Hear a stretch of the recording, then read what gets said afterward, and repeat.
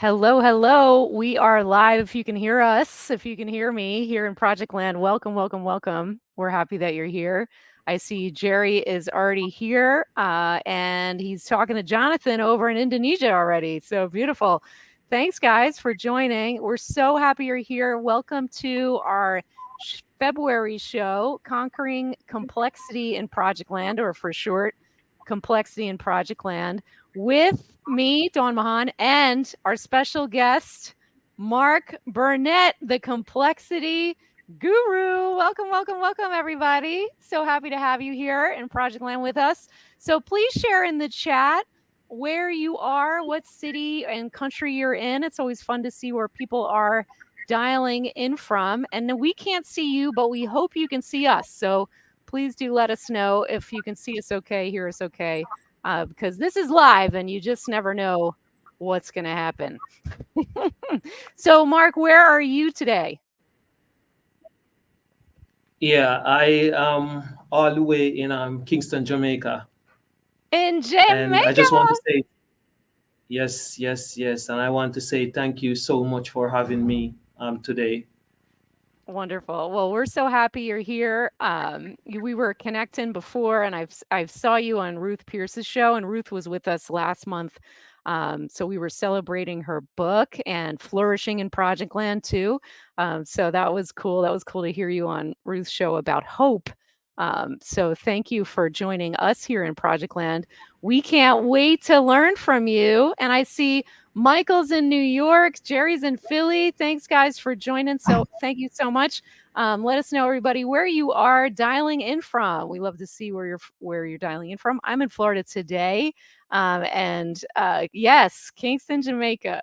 All right. So, if you are new to Project Land, welcome. We're glad you're here. We call it the world of projects, Project Land, because it has helped a lot of people understand that this world is different with different roles and rules. If you've been with us before in Project Land, welcome back. We love it here in Project Land, and we just find it to be a fascinating place. And today's episode will be talking about complexity in Project Land because some projects, let's face it, are really complex. And we thought we should hear from a guru about that, Mark Burnett, today. So if you're new to Project Land, welcome. If you've been with us before, welcome back. We're always happy to have everyone here. This is me. This is my new photo. So I don't have the microphone anymore. I just changed it on LinkedIn too. So today is the debut of the new photo. So this is my author photo. Jerry Manis, who's on, is the president of Project Guru Press, and he insisted I get new photos done. So thanks, Jerry. So we did it. And this is me. I was a Fortune 500 PMO leader, an award-winning consultant. I love gamification. I invented Project Flow, which is the easy, fun way, if you can believe that, to learn the PMI process in the sixth edition, which is still alive and well, by the way, even though there's a seventh edition now. I'm an international speaker. I was named a top 3% trainer on Udemy, where I have a course, and was had the opportunity to work with the pros at Udemy to create a course with them for their business community. It's also available on the marketplace, and I'm going to be an author for real this time. And check it out. This is the cover. If you haven't seen this yet, I'm so excited to share with you that this is the cover. This is the draft cover because now we have a registered trademark for Project Land. So that's what's new in Project Land. Stay tuned for more. Next episode next month, Jerry is going to turn the tables on me, and we'll be talking about the book and meeting the players in Project Land. But enough about me. Let's talk about Mark. So, Mark is a top project management voice out of Kingston, Jamaica. And I could listen to his voice all day, by the way. So we'll see how you feel about that. But he's a son of the Caribbean, straight out of Jamaica, sitting in Jamaica today. He is an expert in overcoming adversity with confidence. So we can pause there for a minute because he has an interesting story to tell us about how he really became an expert in overcoming adversity and then how that led him to helping others do the same. Mark, would you tell us your story about that? Yes, sure, sure. Thanks for that introduction, Don. So yeah, it all started for me, Don, when I became an accidental project manager. So there was a boom here in the mobile uh, modernization space, moving from, those phones to the 2G, the 3G, and we were able to stream on YouTube and all this. So broadband technology. So yeah, I was just introduced to some greenfield complex projects in that space. The deployment of towers. And from the towers by implementing the equipment, and then pretty much optimizing and launching the networks.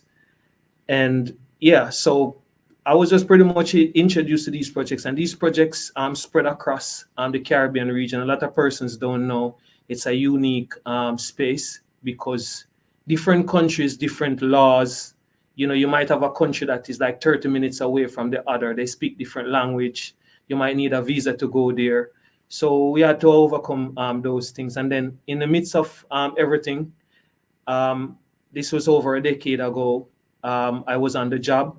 I met in an accident, and I was told by all, I was pretty much left in the wilderness. I was told, well, it was recommended to amputate my arm, you know. And I would say this is when I pretty much became what I would say it's a synonym for complexity guru. I would say the resilient overcomer, you know. So I spent like 6 months in the hospital, and it was pretty much here that I pretty much mastered the art of project management, you know, and I took that into my working space, and that's how I have been impacting people and their lives ever since, you know. So that's a synopsis of my story. I'm done. And you still have your arm. Yes, yes, yes, yes. And I Beautiful. mean, like even though I told you earlier, like we have a cold front now, it's like hurting, but I really don't feel it. When it's hurting, I really don't feel it these days because of gratitude. So because I'm so grateful to have my arm, even when I'm feeling pain, is as if I am numb. Yeah, I don't really feel it.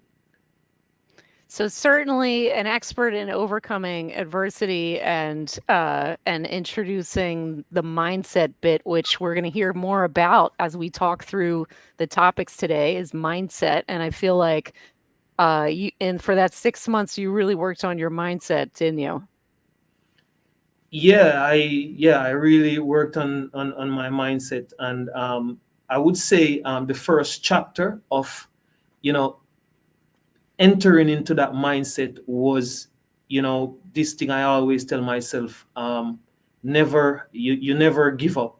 No matter how the situation might seem, you never give up. Always give it your best shot, even down to the last moment. And I thought this was the reason for me having my arm today, because even when the experts came into the hospital and they told me there's nothing that they could have done to save it, for me, I felt like a microscopic feeling in my arm. There was some feeling in my arm that says, life is there, Mark, you should fight for it. And that's why I fought. Wow. Well, I'm so glad, and as we can see in this picture, it worked, which is fabulous, and I feel like there's such a good, story for what we have to do in the complexity of projects, especially super complex projects, because you can't take no for an answer sometimes. Like, you just can't, and you have to keep going, and you have to listen to the experts, but then you have to challenge them. So it happens, that way in complex projects for sure. And Mark also, as you can see here, is a PE. And I feel like of all the engineers that were fouling up my mathematics classes, because I have a math degree, with, practical application questions, and look at me now, only trying to do practical stuff. The electrical engineers were the most brilliant. So I feel like between the electrical engineering, right, the PMP, the agile guru-ness, we have a guy here with all these tools in the toolbox and the ability to also conquer the mindset side, which is sometimes the hardest for folks who are brilliant. So I've worked with a lot of brilliant folks, rocket scientists, engineers, IT gurus too. And sometimes the mindset is the most challenging. So today in the show, we're going to talk about actual practical tips and also some mindset stuff that might be able to help you succeed in your version of Projectland. And what I also love about this is he's like, I'm a sports fanatic. So I found in your profile, Mark, about how you were a referee and you were part of the Men's World Cup qualifiers. Was that cool or what? Tell me more. Yeah, for me, that was cool. Because what a lot of persons don't know about me is that a lot of my leadership tips and tricks and my leadership, I take a lot of leadership qualities from sports, you know, because you can just imagine sports is like $1 billion industry. And for sometimes even the players are making a lot of money more than the coaches, and they have to manage these players. So I just always used to like watch, like football on TV, tennis, basketball. And then I just got the opportunity in the Cayman Islands to pretty much be a part of this amazing tournament, youth tournament. And also to just coming out of the hospital and stuff, I thought that I'm a project manager and everything is a project, and I could also apply my skills. So I was a liaison, facilitating, coordinating, moderating, motivating the youth, because we were dealing with like youth it was like under 17, so they needed some guidance, so yeah.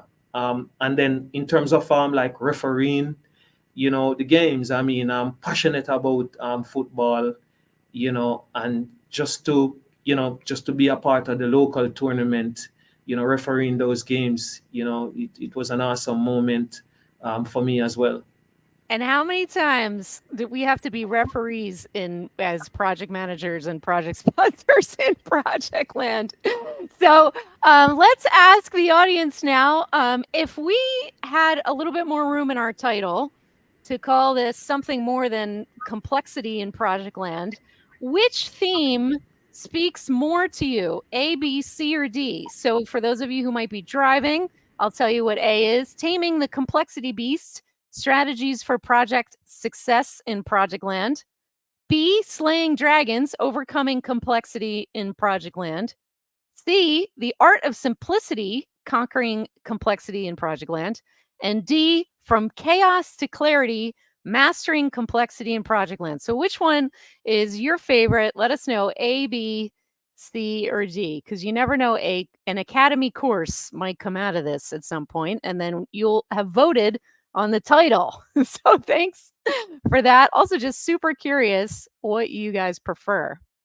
All right, so that is our first little exercise beyond where are you dialing in from exercise. And I saw Georgia and Ruth in North Carolina showed up. Yes, Missouri, Harrisburg, Pennsylvania, my people. Thank you so much. Wonderful. Okay, so we've got a number of D's. Nice. We've got votes for B and C as well. So we are so keep voting. Keep voting. Let us know what you think. Very cool. Thank you very much. Very helpful. All right. So personally, I like dragons. And Jerry loves them all. Neat. All right. Awesome. So Project Land. We have animal avatars in Project Land. And the animal avatar for the sponsor, the top person assigned to lead the project, the sponsor, is the lion. And so Mark, you shared this quote with me, and about why you were like, oh, I kind of like this animal avatar Projectland thing. So tell us more about this. What does this mean to you in Jamaica? Yeah. So it's two things. So we're in the month of February. So February here in Jamaica is called the reggae month. And you know who's the king of reggae, right? Marley! Yeah, Bob Marley. And if, right now, I think he has a movie that is this is also out.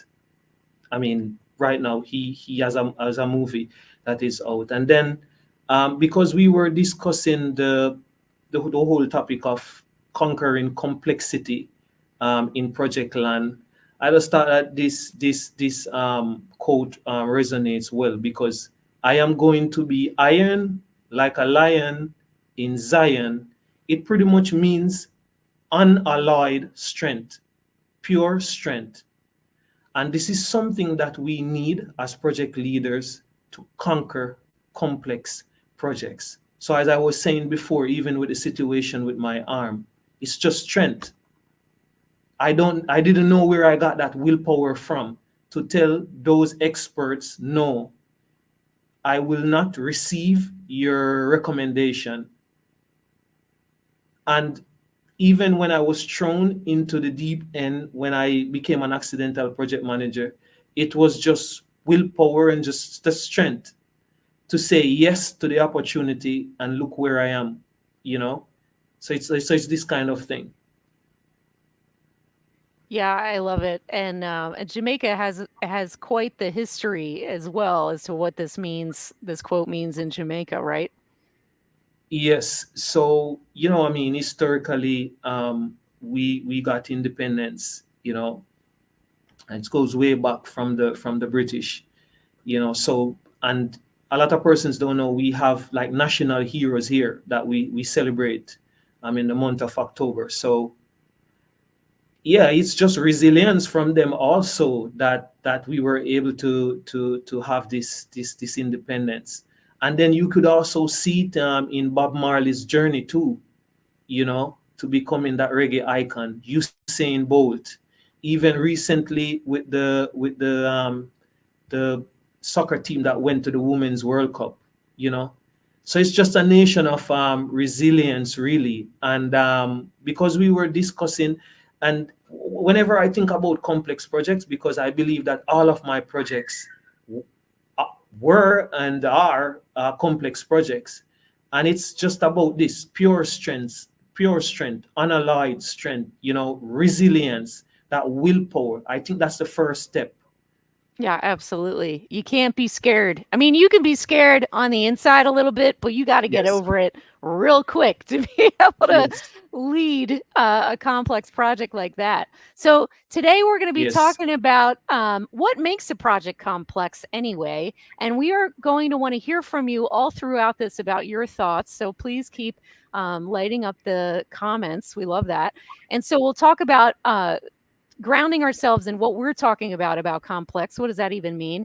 And since PMO training is the mothership of Project Guru Academy, we have to talk about PMOs, but also because there is a key role to play for PMOs surrounding complex projects. So we have a few ideas to share with you there, as well as some recommendations for helping you to deliver complex projects successfully more often. So you may have heard in music, and we've got some music icons already, appearing here. Bob Marley being the main one today, but you've probably have heard the one-hit wonder idea, right? Where somebody is brilliant and they make a brilliant song, and then you're like, where did they go? What happened to them? It was a one-hit wonder, and that's it. So what we don't want you to be a one-hit wonder. We want you to be more like Marley, where you over and over again create and deliver successful projects. So we're going to talk about that and best methods or methodologies, because a lot of people like to ask us about, what are the methods and methodologies we prefer. And of course, this is my favorite topic of the whole night, by the way, is successfully driving cultures in that are more relaxed to get results. right? So in the Caribbean is well known for a more relaxed culture, and Mark is the man with the tips in this one. And because certainly if you are working for a global company, you will work you may have people around the world on your project, and you have people that are from different cultures, even if it's all supposed to be the same work culture, and that will influence how you should lead. And so, again, Mark has some tips for us there. And of course, we're going to answer questions live as they come up as much as we can. And if we can't get to them in the moment, we'll save them to the end, or we'll hit them, afterwards in the chat. Okay. So let's get into what makes a project complex. So, how about you, Mark? In your experience, what have you seen there? Yeah, I think this is a hot topic, Don, and maybe for different persons from in different spaces, they have a different definition. So I would say it's like no one size fits all. But like from my experience, just overcoming my situation with the arm, and even being thrown into the deep as a accidental project manager. I got introduced to this acronym, the VUCA acronym, volatile, uncertain, ambiguous, uh, and I realized that like for complex projects, these are some qualities that make that environment, that condition kind of difficult, to analyze, difficult to respond to requests from the business unit. It's difficult to plan, but as time goes by, I kind of start to I kind of dive a little bit deeper into what really is a complex project. And for me, it could mean, intricate interdependencies, like too much communication channels, multiple stakeholders. You have a project environment with a lot of conflicting interests. So yes, you signed off on a contract, but at the same time, it seems as if no one understands each other, that kind of thing. The requirements are ambiguous, so you have some long-winded contracts, and persons, there are some matters in the contract, but at the same time, different parties are, in some kind of disagreement about what is to be delivered. And you could have situation like significant, like technical challenges, within the project, the technical requirements, technological requirements, and you could also have some factors too that could be like internal or external. Like it could be a situation like regulatory changes that will affect the market, stuff like that. This and I could take it a little step further. Like even sometimes your project could be complex because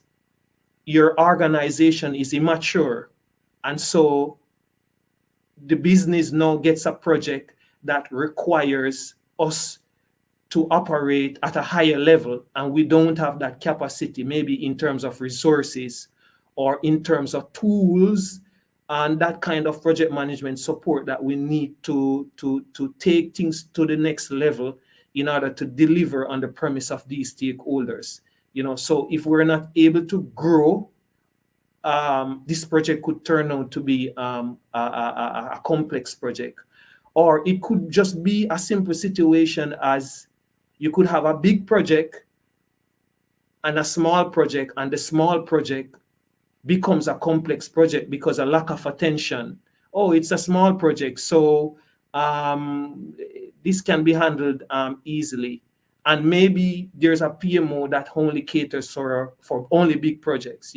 So this, I would say, from my experiences, are some of the things that I've realized about the complex project situation. Yeah, we can I know some people who actually have t-shirts that say like, "Wait a minute while I go overthink this." Like some people just make stuff hard, right? So some people are just they can't get out of their own way. and keep things as simple as possible. And then there are other situations that they are just complex, and I love that volatile, uncertain. Both definitely. Those two are great. Was there another one I missed in your acronym? Ambiguous. Ambiguous. Ambiguous. Ambiguous, yeah. Yeah. Yeah, so and in fact, we had a few comments about lack of clarity, confusion of goals. And the other piece that I love that you talked about, I would call that some of that around the people part, the political environment. Yes. So Yes. so sometimes people make things harder than they need to because of the egos and the posturing, and the political environment can make things really complex too, which is one of the parts that I personally struggle with because I'm like, can't we just all be on the same team? And I think you said one love man earlier to me when we were prepping. Like, Yes. geez, so, so speaking of, and you mentioned this a little bit about PMOs, yeah. So when in the Fortune 500, for instance, you might have this team of professional project managers. That's their job. They're PMPs like us. They're Scrum Masters. They're professionals. This is what they do for a living, and they might live in the project management office, and they run the biggest, hairiest, scariest projects. That's where the organization goes to transform the strategy into reality through projects, and they want the professionals to run them. However, what I've found is people, like, if there's a line that says, "Hey, we in the PMO, we run the $1 million and above projects," then people will be like, "My project is $990,000." So that I can avoid the PMO. And then what tends to happen is it'll balloon because it's not being, I've seen it many, many times. It sounds like you have seen this as well, where it just balloons into something bigger than it should be. Yes. Yeah. So what other role can PMOs play in helping people who are running complex projects, whether they're part of the PMO or not? Yeah. Yeah. I think this is a discussion done because first, PMO means something different for different business environment. You know, I've seen situation where you go to a particular organization, and for them, the PMO is a center of excellence, and it drives the business and the strategic value. You understand? And you might go to another organization, and for them, PMO could be about, providing the governance, the standardization, and the oversight. You understand? And you could go to another place, and for them, the PMO, their primary mandate is to ensure that the right communication and collaboration is there is the right communication and collaboration among the project teams, mitigating risk and providing support to the project resources, you know.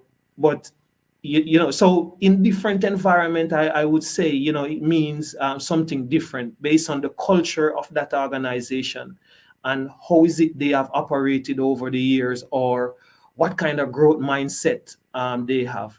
But in my personal experience, and this is my experience, like, traveling to over 19 plus, countries, and working with different clients, work in the telecom space, in the energy space, and even work with small businesses as a consultant. What I really think is that the PMO is there to drive business value.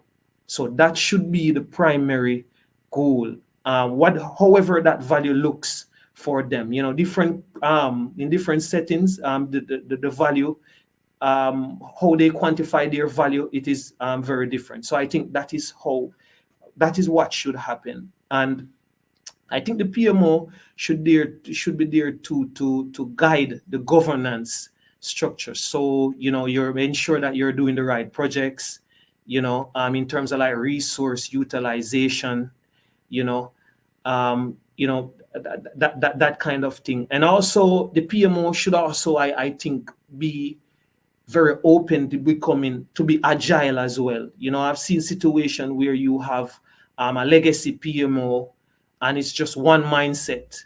It's not agile in any way. It's either do it this way or no other way. So I think the PMO should be flexible too. And then now we're in a new era. You could say the AI. So I would say we could have a blend of AI technology within the PMO, because what I've seen too a lot of times, project managers are occupied too much in the trenches with the admin stuff. I think project managers should be more involved in um, should be looking, with the other matters, but still have a clear vision of the bigger picture, and connecting the dots around the strategy and where the business value is going. And a lot of times we're not able to do that because maybe, lack of resources. And so we're tied up in the admin stuff. So I believe like AI, especially in this time, is here to also guide. So I think we could blend, make it adaptive, agile, incorporate some of these things. This is how I believe the PMO could play a part. Yeah, I mean, not all PMOs are created equal, that's for sure. Yes. But I love what you're saying about the focus on value. And what I also, well, we talked about in prep today was that I think that really good PMO leaders can help provide air cover for project managers, because the thing about complex projects is a lot of times, they are some of the most visible projects that the organization has. They might have some of the Yes. biggest budgets, the most, the most visible, the most important projects they can be. And so, and then stuff's going to happen. I mean, it's just the nature of Projectland, right? Stuff's going to happen. And what I used to say is, listen, I don't want to be surprised, so I can have your back. So anytime you get worried that somebody might have not, might not be cooperating, or they might have taken something you said and got offended or whatever, come tell me so that I can be aware of it and I can have your back. And I feel like, the project manager job is so hard. It's so hard. There's so much to do. There's so much to think about. You are in the trenches. And then also you have to zoom out and think and stop and think about, okay, well, how is this thing going in an objective way? And that is hard to do. So the more that a PMO can help make the lives easier of the project managers, that's a really good step, I think, in the right direction. So let's talk a little bit more about helping us deliver complex projects successfully more often, so that we're not a one-hit wonder. What do you think about this, Mark? Yeah. Yeah. And yeah, this question, yeah, it resonates with me, and I will more like dwell on the people part, because I think when it comes on to a complex project and any project, the asset we have is people, the human beings, the souls, how we communicate with each other, how we build relationships, how we build trust, and how we co-create and co-transform something into something tangible that will bring value to the business or a community or to people's lives, you know. So I would say when it comes on to a complex project, it's very important to at the start understand your people, understand the environment that you're working with, and create that kind of collaborative environment and transparent communication that is required to build that kind of mindset where people work together, to achieve something. Because when a project is complex, if you ever see a complex project where persons are blaming each other, it's not a good sight. It's not a good scene. And but when things are not going according to plan and you have persons who are willing to work together to get it done, I think that's where the strength is. So pretty much you're building a community within a project. And I know we have some other questions there. I can always go to the agile method, but I think when it comes on to delivering a complex project successfully, it's very important to place emphasis on the people, the human beings that we're dealing with, the souls, connecting the souls, because that's how you get to know people. I mean, you could have a project with a project manager who's always busy and very competent, and he's or she's not connected with the people, you know. So this would be my recommendation for this. And of course, you have a lot more things that I could say, but of course, Yeah. there are some other questions. Yeah, and the other piece that I feel is in there is to connect with people. It is great when you can have one-on-one conversations with them and really connect as a human being, and even better if you can go there. So, for complex projects that I've run, the more that you can actually go there, and I know that this is not a popular topic when there are a lot of project managers that are like, well, my next job, I'm just going to work from home. I am never going anywhere ever again. I'm going to sit in my house and work from home and not go anywhere. And that will make me happy. And I get that. And I really get that because I love working from home too. But there are, when it comes to complex projects, if you have anything to do with a physical site, for instance, right? Like when I was in working with chemical companies and I got to go to the chemical plant and I got to see what they're dealing with there and actually see the operations and talk to the people and see the kinds of offices they had and get to know them and share a meal with them. It made life so much easier. And I only had to go that one time.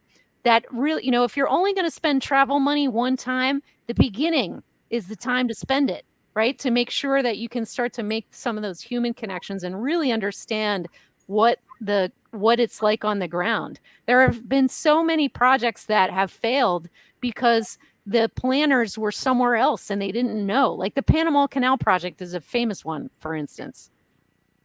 So we have a comment here that I want to pull up. I totally agree with Mark. I come to realize that a project is complex because of people who make it more complex. Project is a problem that needs to be solved, and we, the people, have the solution to it. That's beautiful. Thank you for sharing Beautiful that. one, Gerald. That's, Yeah. yeah. I mean, people, we have gone to the moon, right? We have gone to the moon together. People did that. So that's, I just find that to be so key. So thank you for sharing that. And we will, in fact, get to the method part. So you really wanted to get there, I think. So that what are the best methods or methodologies to help manage a complex project? I mean, you've managed a lot of different kinds of projects, Mark. I mean, what do you think about this? Um. Yeah. Yeah. I mean, this. And this. I would expect. Different persons to provide different responses based. Again, I would say the culture of the organization, how the organization has been running, and so forth. But for me, and just being someone who place a lot of emphasis on the superpower of people, human beings, connecting of souls, I think a blend of agile and adaptive approach um, is a very good way how to manage complex projects. So say for example, you can go to a company that I've seen situations before. You go to a company and their way of doing things is traditional waterfall, But of course, when you go there, you're not going to change things overnight, you know. So of course you have to go and then you try to understand your environment and the people. And change is not easy. You will get a lot of resistance. So what you do is that you would appreciate what is there, but you slowly or gradually introduce or experiment, with new ways of doing things. I mean, you could introduce a tool, and from a tool, then maybe someone wants to learn. Some team members are more curious and they want to learn a little bit more. You could introduce agile training, different agile training, if you will. Also, there are cases where you could improvise the knowledge. So this is something that I've done before where, for example, we know in the agile world, the stand-up meeting, but there are some industries there that, because of the way how projects are being run, it's almost impractical to have a stand-up meeting for 15 minutes. So maybe say if they were running the meetings were like 45 minutes, you would just probably give it the name stand-up meeting, and then gradually you reduce the time, as they become more mature into this new DNA. So this is what I would say. Just be adaptive, just explore different agile methodologies, because you have different methodologies there, you have different certification. And I would also say, as the leader of the project, always try to leverage your involvement in the trenches and seeing the bigger picture. Because if you're stuck in the trenches too much, you might be bogged down with all the problems of the project, and then you wouldn't be able to communicate to the influencers or the key decision makers what it is or how it is that we could fix some matters in order to get the project going or to fix some of the key issues. You understand? So I would say these are some of the ways. And of course, we can always talk about the retooling in terms of certifications and so forth. But I think the key is to ensure that we have this adaptive and this agile mindset going in, to explore with the people and to improvise as a team. Yeah.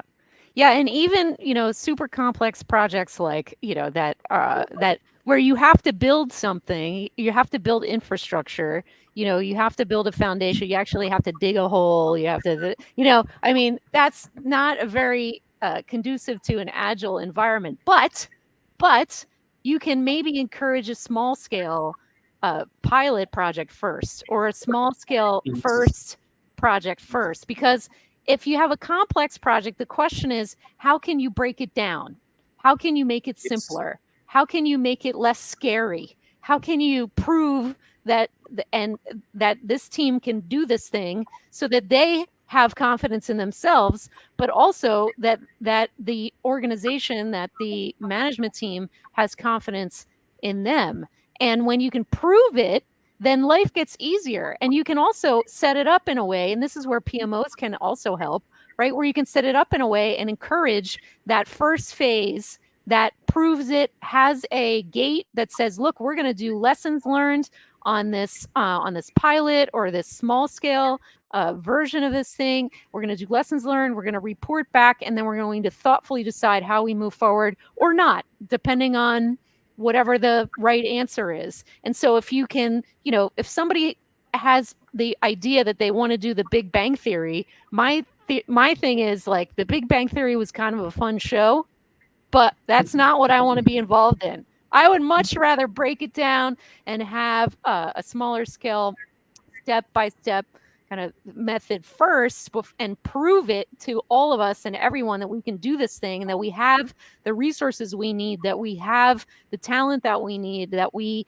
can learn and make the next bit better. And anytime we've been able to do that, I feel like it's gone just much more smoothly. Have you seen that, Mark? Yes, yes, and this is a pertinent point. You did mention the pilot. Yeah, like piloting and just failing fast too. Are great ways how to help you as the leader to translate for your decision makers and your teams. You know. Yeah, absolutely. And I love what Jerry said here. I've read that complex systems have simple roots, and often what seems like a complex issue can be resolved with a 5-minute phone call. Yeah, I mean, one of the things that get to put in place as far as methods go is, what is our communication method? I mean, if we email 3 times and we haven't figured it out, like, can we pick up the phone, please? Yes, can we yes. can we have a quick video call and sort this out? But endless email strains instead is no fun, I think. and So and, thank. and, and that's a great one from yeah, from Jerry dear, because even sometimes, you realize, because persons are not connected with each other, they're afraid to call, to Yeah. maybe make a WhatsApp call or something like this. So yeah, that's a good point. Just make a call, just build that relationship and make a call. Yeah, and in technology industries, where we have people who chose machines over humans, people are not as comfortable making a call. So, creating as a project manager, as project leaders, as project sponsors, if we can create an environment where that's safe to do, that we're all together, especially, like I said, if you're going to travel, if you're going to spend travel money and put travel money in a budget for a complex project, at least please do it in the beginning so that people can get comfortable, so that they can make that call and work more efficiently throughout the project. So speaking of people, Mark, this is the part I've been waiting for, is how do you successfully drive results in cultures that are more relaxed? So what are your secrets? Tell us. I mean, there's this notion that in the Caribbean, our cultures are relaxed, just easygoing, and as I said, it's a unique place because you have cultures that are aggressive than others. So I can give you two examples. So I've worked in Martinique before. So Martinique is a Caribbean country, and they speak French. They're under the French, And I've also worked in Trinidad and Tobago too. And I know when I was in Trinidad, I know that, and this is what has been discussed many times, that Trinidad has the most holidays, So I believe when you're, to drive results in a relaxed culture, first, you need to understand and just respect the norms and values of the culture. So, say if you're, leaving Jamaica to go to Grenada, um, just do like a simple research online. Just check out some stuff about the culture. And when you talk to the persons, you can just cross reference, and you just do the little chit chat. Just have those conversations that will help you to connect. I think, and you will understand a little bit more about the people, the environment, the culture, and then that will also help you to build like relationships and like trust with team members, because when you have the right relationship with people and you have the trust, people will go above and beyond for you. It doesn't matter how relaxed the culture is, and also, even after, like, gathering information about, I mean, different stakeholders, clear stakeholder planning, you need to have that environment of inclusion, include the persons in what you're trying to do, so they can feel a part of it. Because why? you will get you will not get buy-in from everyone, but most of the times you get the buy-in that you want from the key persons. And so whenever you make a plan, and say if someone needs to go above and beyond, say if they have to leave work at 4 o'clock, they will stay behind because they know about what we're trying to do. They understand the journey. They see themselves in the vision, and it's easy to convince them, to do different things for the project, And I know we discuss about the methodologies and all that, and just to take up the phone and call. So just also provide autonomy, so, and flexibility, and like a culture of like accountability. So you allow persons to become the best version of themselves, to express themselves, to feel confident. So there are times as a leader, you could just tell yourself that it is not about you, but just facilitate and make it be about the team. Make it be about the results that we're trying to achieve. And also, in a relaxed culture, of course, you have cultural norms and values and so forth. So if you probably meet a milestone, you celebrate together. If there's a public holiday, you try to be a part of that as well, and you celebrate as a team. You could recognize contribution, stuff like this. And I think all in all, and there are so many others, but I think all in all, you just lead by example as a leader, and to ensure that you have that kind of DNA where you're trying to commit to some kind of excellence, that adaptive leadership style within a cultural context for team collaboration. So that's how I pretty much would see it from my experiences here in the region, but when I worked in Trinidad and Martinique, I definitely saw these. Yeah, I mean, working with a global team and having to integrate all of the holidays into the plan is a challenge sometimes. But just knowing ahead of time that, hey, we have a lot of holidays to work around here, is important. I mean, we just recently had, Chinese New Year to celebrate the Year of the Dragon, as Jerry mentioned earlier when we took our poll. And, anytime, like the first time you're a project manager and you're working with Asia, you're like, hey, February is a great month to get stuff done. Like, no, no, it's not. So, just being aware, and I love what you said earlier about making sure that the team becomes part of the plan and they're really part of it, and then they can point things out like, Yes, nobody's in the office that week. Like, yes, yes, oh, yes, okay. Oh, yes, okay, yes, good, right? yes. That's good to know. Thank you very much. Are And you as working with you've said, I mean, when they realize that you embrace, um, their culture, they will support you, you know. No matter how many holidays you have, once you allow them to express themselves and you incorporate that a part of the plan or the roadmap, they will support you. This is what I've seen. Yeah, yeah, yeah. I love what you're saying about the souls, right? Because it's, some people might argue that people don't have souls. Some people say people have souls. So whatever your belief, we respect it here. But what we're talking about is the connection, right? The human connection, Yes, and that is something that I feel really overcomes all.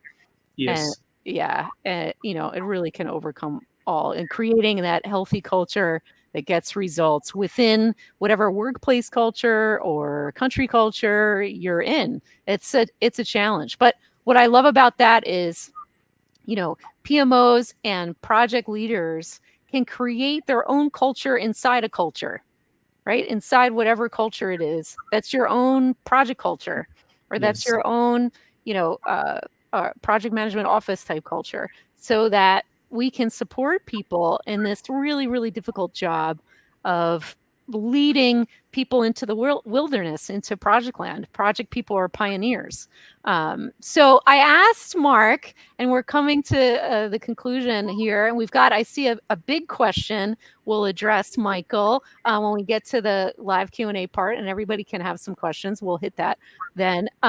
So I asked Mark if he might share a quote or two that are his favorites related to complexity in Project Land. And I should have known that both quotes would come back from Marley. But talk to me about these quotes, Mark, related to the topic today.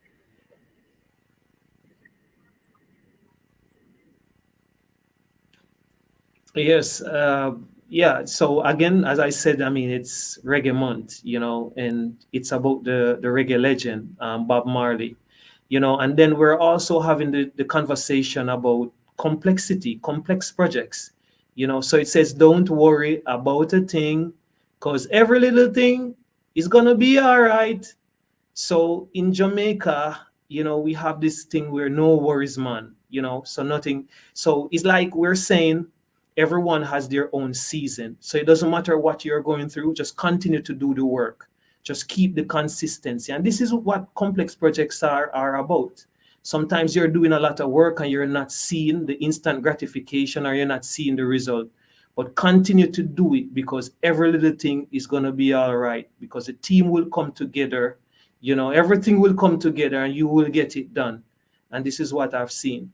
And then the second one is you never know how strong you are until being strong is your only choice. So this is a perfect situation from our culture here where our national heroes were put in a position where they had to fight for our independence, you know.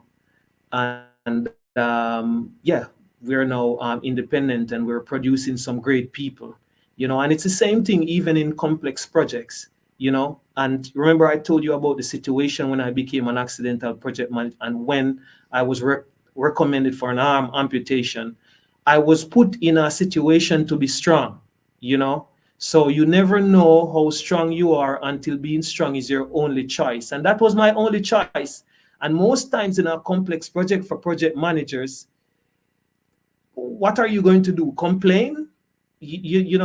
Sometimes we don't have that option. We just have to have that willpower, that pure strength, and just make the first step with the team to get the job done.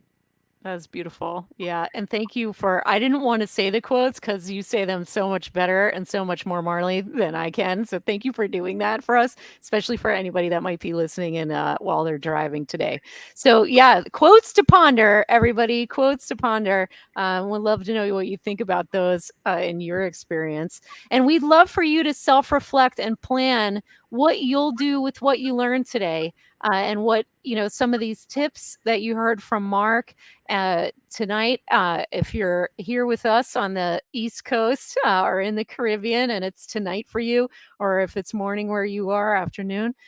So please self reflect. Think about what you learned. Think about your own experiences with complex projects and how you can not be a one hit wonder, how you can consistently deliver or help your organizations consistently deliver on complex projects. So I'd love to know what your favorite tip is or your favorite story that resonated with you in the chat. We'd love to hear that from you, and certainly encourage you to create your plan to conquer complexity in your version of Project Land because, as Mark discussed, it's all different, right? So every version, that's why we call it Project Land, because every project is unique. Every version of Project Land is also unique.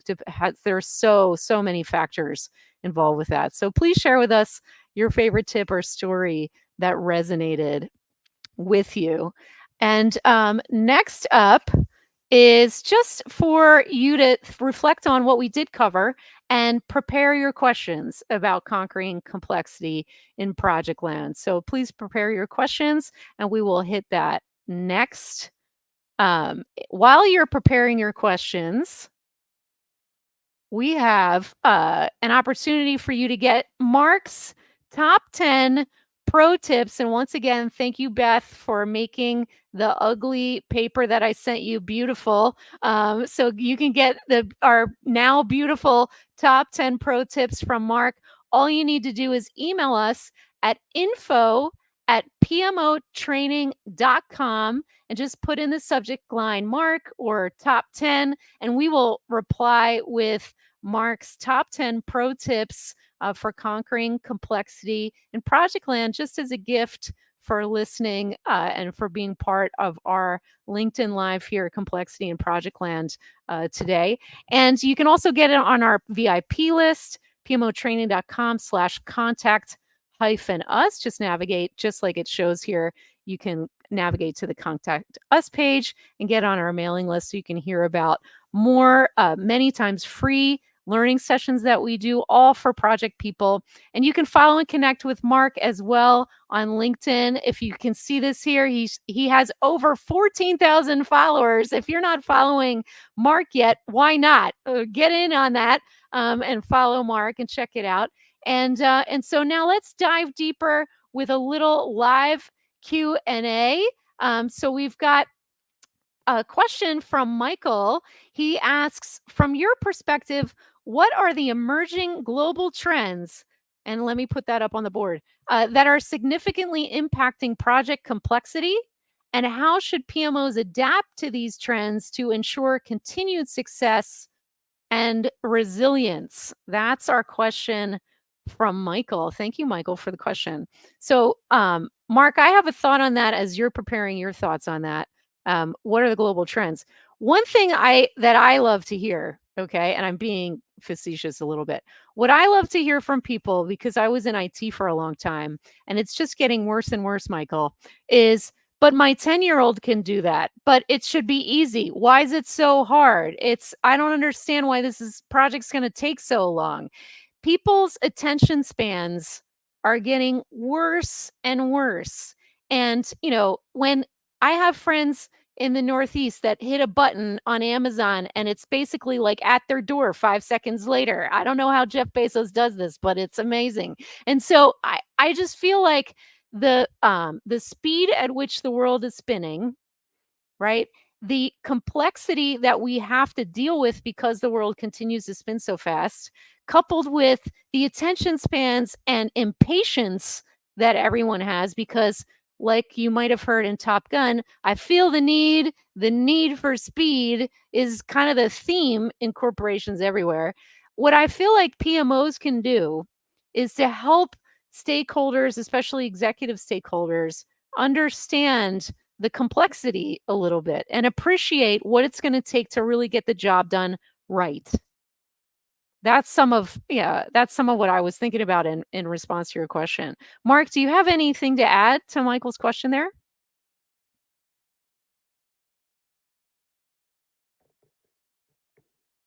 And you're on mute somehow, but it's not. There you go. Yeah, that was perfectly said, Don. I mean, just something that I would add is that I just believe that the PMO is a center of excellence, you know. So you're looking at the PMO like it's like a university within the business.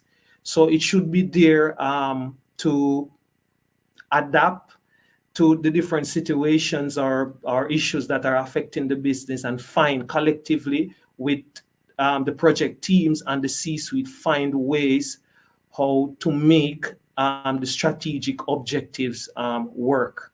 What I've seen is that a lot of times there are PMOs, but the PMOs are just there just for documentation sake, or the PMO is there, but the PMO is not really adaptable, or the PMO is not really listening to the day-to-day operations of the projects, you know. So I just think that the PMOs, the project management teams could play more if they are able to bridge the gap between the C-suite decision makers and the business unit, you know.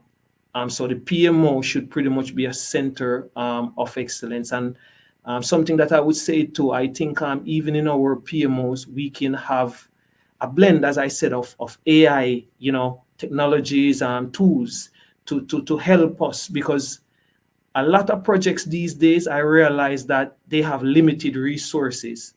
And if you look what is inside the contract versus what you're working with most time as a project manager, it's like project managers are like superhumans.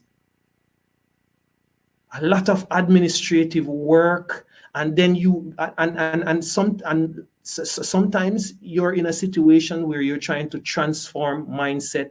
You actually have to deliver the result while you're transforming the mindset. So that's difficult to do. So I think this is how the PMO can play more role, like to in terms of the cultural transformation, and bridging that gap between the C-suite strategic decision makers and the project teams. Yeah. Yeah. Yeah, definitely the center of excellence continues to be a theme, and even as the global world continues to spin faster. And we have another question. Do you think sometimes complex projects are an opportunity for emergent leaders, people who are ordinarily in the background but can shine in tough situations?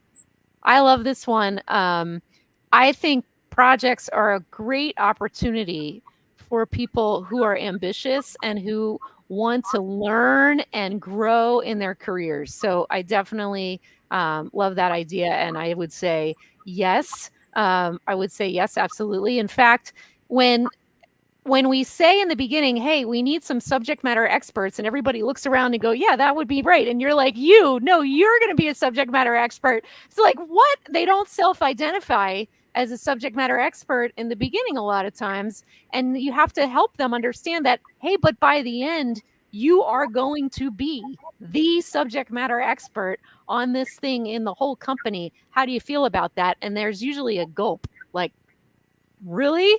Is like, can I do this? And then, but through the process of nurturing talent during the project and helping people feel confident, in the work and making it safe, you can definitely, help develop talent as well, which has been really, really fun. So thanks so much for your question, Jerry. We're a little over time because it was so fun and we had some great engagement from our viewers today. Thank you so much, everybody, for being part of Projectland. Remember, go to info@pmotraining.com. Email us at info@pmotraining.com to get Mark's top 10 tips made beautiful by Beth.